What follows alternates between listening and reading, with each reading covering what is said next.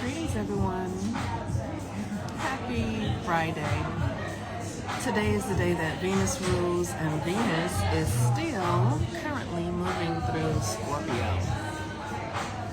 Probably will be there for another few weeks before it goes into Sagittarius. But in other great news, the sun moves into Sagittarius today. Hallelujah. This has been the most intense Scorpio season that I can. Scorpio season is always like a thing. Like since for the last 5 years since Scorpio season, I have been like always like, okay, this is a intense energy every year. But this year, it has been deep. It has been riveting. It has been catastrophic. It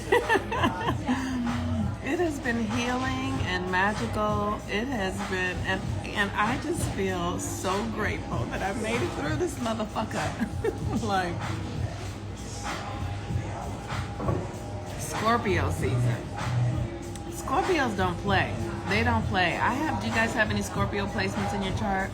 I actually have Neptune in the 8th house in Scorpio, and I have Pluto conjunct my sun. So I'm very Scorpionic. I'm very Scorpionic. Do you know what your Scorpio, like where's your Pluto? Do you have anything in the 8th house? Does your Pluto like square your moon or your Venus or something like that? Because then that creates like these very intense relationships. You have Pluto in Scorpio. Yes, which house is it in? And so I have been undergoing such a deep transformation, you all. When I tell you that my life has always been very Scorpionic, like, you know, having parents who were how they were in the world, sort of made me stand out everywhere I went, and it was like intense to know that everybody knew that my parents were like a pimp and a prostitute. Like everybody knew it, right? So I was always sort of ashamed. You know what I mean? I was always sort of like, oh, like I was always like, oh, don't look at me. You know what I mean? Because I could see people feeling sorry for me. Like, because my parents were bad, you know what I mean? They weren't good. They weren't, like, devoted parents. So people felt, and I just always was like, ugh. And until I just learned to live into it. It's like, yes, North Node and Capricorn, 8th house. Wow, North Node and Capricorn in the 8th house. That's intense. And Pluto in Libra in the 5th house. Oh, yeah, so you've been through some romantic like romantic hell. Pluto in Libra in the 5th house, like deep, like relationships that have really transformed you or just really pissed you the fuck off. You know what I mean? Like relationship stuff, you know, maybe partners dying and like really deep romantic stuff. Yes, and infidelity, right? Like Libra in the 5th house is cheaters and things like that. Saturn in Aries in the 8th house. Oh Lord, girl, I feel sorry for you. And I don't mean that because everything can be worked out. I don't want to ever make anybody feel afraid. But Saturn in Aries, I have Saturn in Aries, so that's what that was. I have Saturn in Aries, and it requires that you, Saturn in Aries makes you really wise, but it doesn't help. It's like you have Saturn in Aries, and you can see things, like so you have a lot of family karma, and you can see what's going on. The answer with Saturn and Aries is don't resist it. Don't push.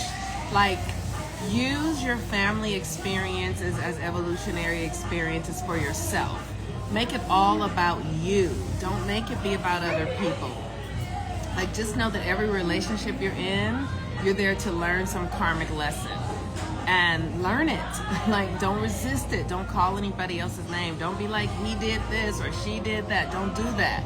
Because Saturn in Aries says that you are there. You are there for karma. You're there to like go through revolutionary experiences. So the things in your life will make you feel like you're gonna die. You know, it'll make you feel. But if you just surrender and go through it, it'll make you better.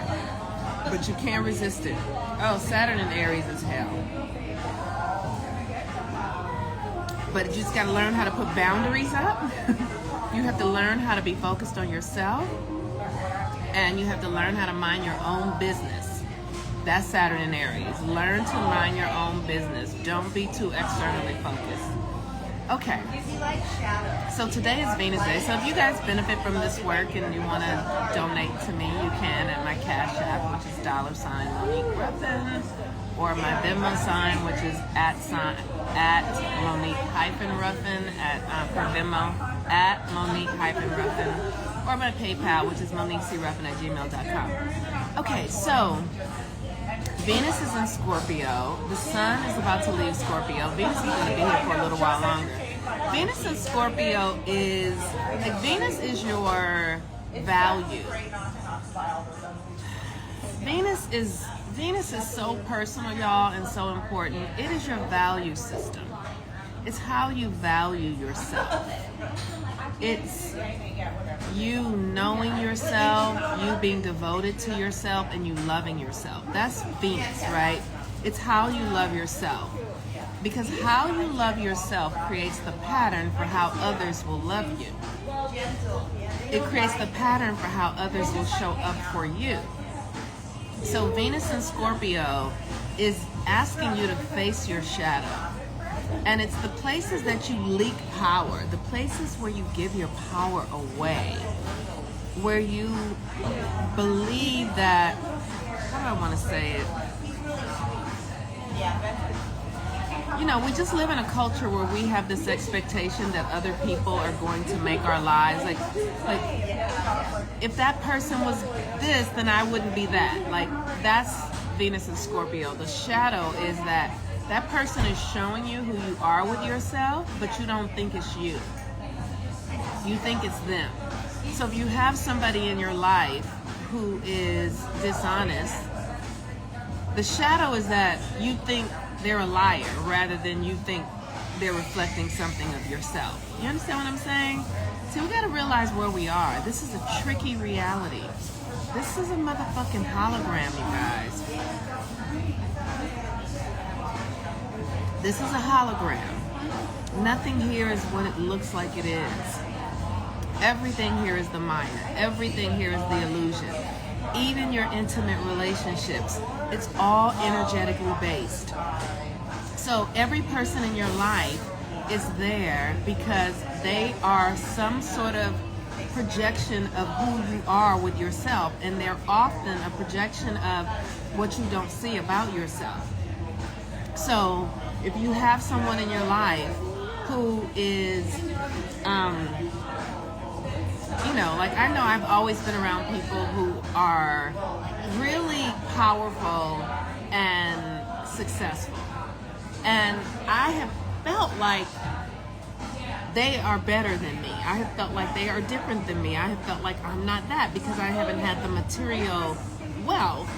But what I was missing was that they were teaching me how to cultivate the thing to get the material wealth. So it wasn't until I started to see them as an aspect of myself that I start realizing that I can create my life based upon what I say.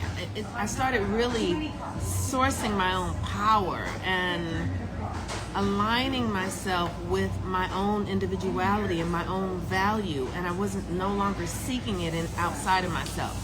I stopped seeking it in a man, or I stopped seeking it in a job. I stopped seeking it in approval from other people, friends. I literally started looking into my own self because I was around so many people who had so much success, and I just was like, why don't I have it? And Spirit was like, this is all a mirror. So I was like, if this is a mirror, then there's something I'm not seeing. And what I realized is that I wasn't seeing that I get to build my life in my own way, that I don't have to follow the rules, that I can do this in the ways that are aligned for me. So I started really mastering myself. That Saturn in Aries is about self-mastery, self-assuredness, right? Because the universe responds to the self. The universe doesn't respond to, how do I want to say this? For Saturn and Aries, the universe responds to you being really devoted to who you are. See, like, we think that things are what they say. Everything here is an illusion, right? So you can make something real that isn't real because if you just believe it, like, we really have that much power. But we've been dumbed down because we're in the dark ages. We are in the Kali Yuga, so we don't see ourselves or believe ourselves as powerful as we truly are. But we're coming out of the dark ages, so now it's time for our power to come back online. And so you have to be self-assured. You have to have confidence in yourself and your connection. And what I have discovered is that has been about the voice in my head. It has been about my connection to the divine, my connection to spirit. And finally, because I stopped looking outside for validation, the voice in my head is so clear and pure. I shared with you guys before how there was a time when I was watching this television show called Compersion. You guys should go check it out on YouTube. It was one of my favorite shows. And as I was watching it, it was about a couple that were starting to open their marriage up. And in the very final episode, the man who was the woman's second choice, she knocked on his door, and he opens the door. And when he opened the door, my heart literally went, and I literally, and then later that evening, I was with a friend of one of my neighbors.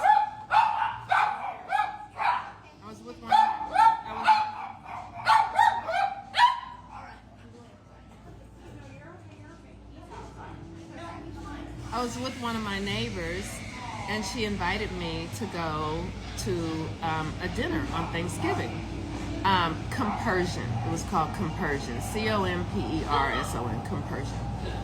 And so she invited me to go to a Thanksgiving at one of her friends' houses, and this was on a Monday evening.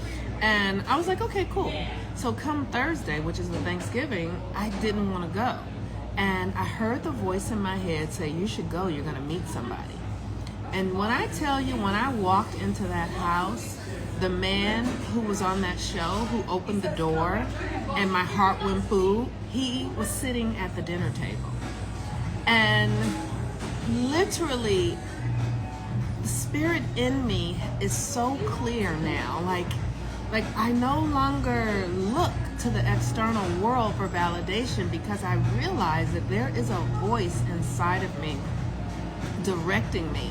And I believe that every woman has that voice inside of her, but we forego it for external approval and for romantic connection.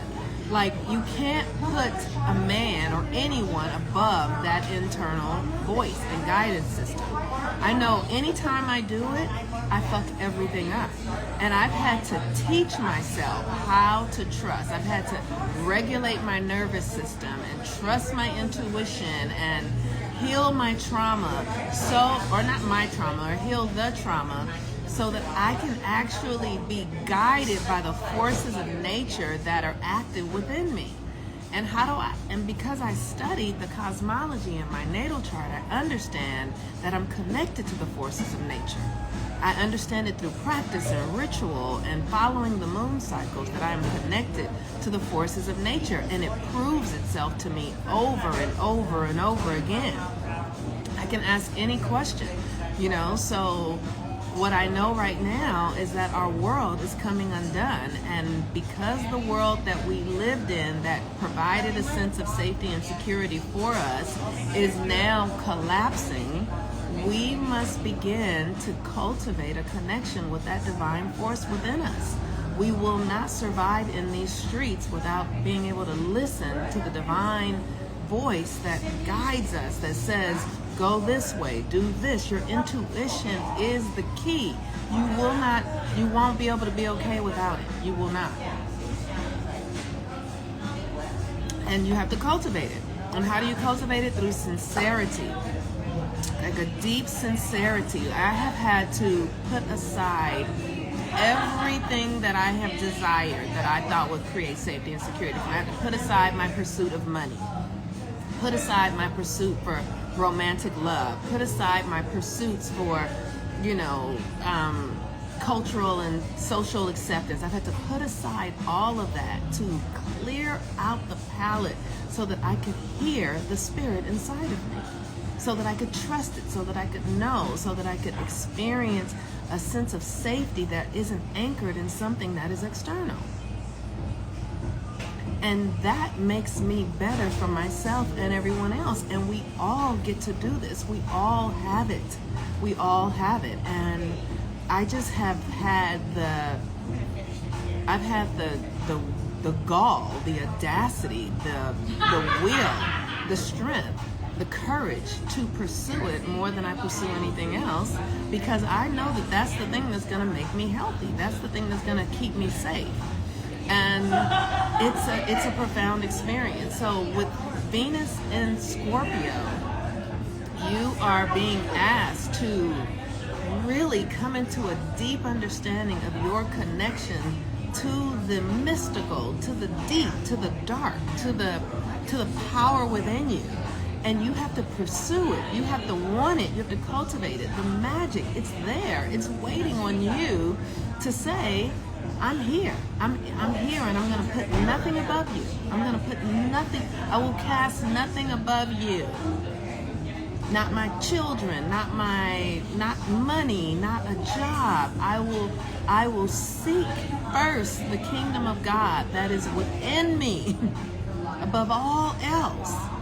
And that is going to do something magical in your life like it has for me. It is the best thing I've ever done. It is the best thing I've ever done. And I have walked away from everything. With tears, with white knuckles, being sad, being lonely, brokenhearted, knowing that there is something inside of me that I must know, that I must realize before I leave this lifetime. There is something inside of me that is demanding my attention, and I want to give it, and I will let everything go to access it. I will let everything go to access it.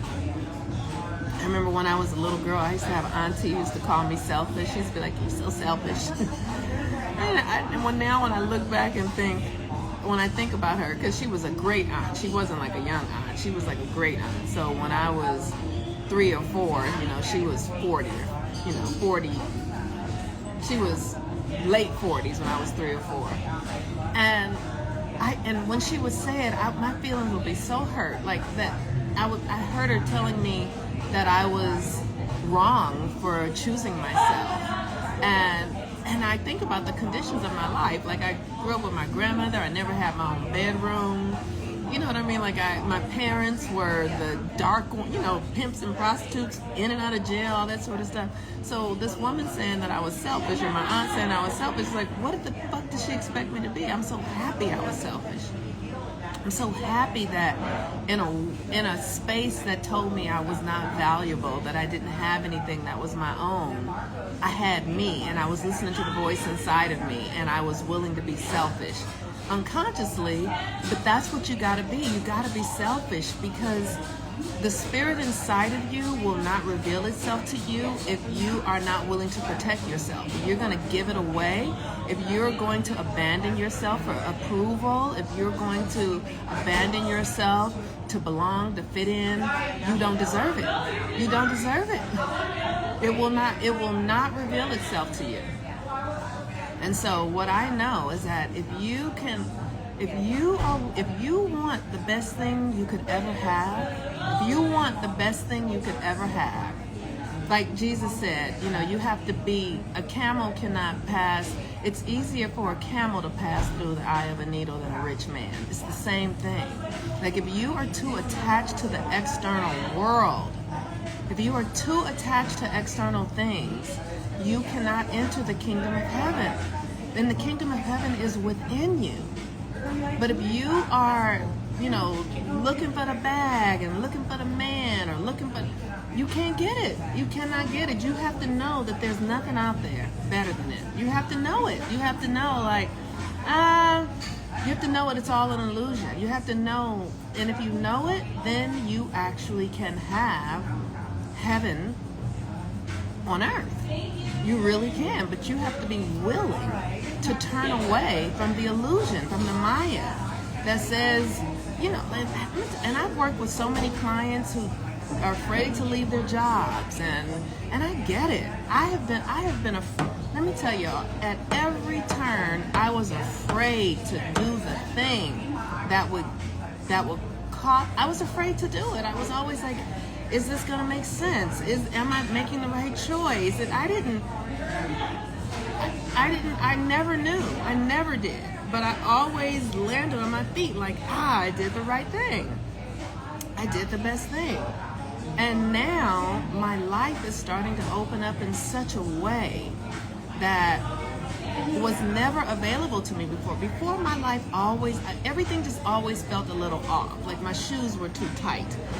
I just couldn't really be fulfilled. I was always sort of off to the next thing. Like nothing was ever it. And finally, I just realized, you're going to get in another relationship thinking the next relationship is going to be it. You're going to get another job thinking the next job will be it.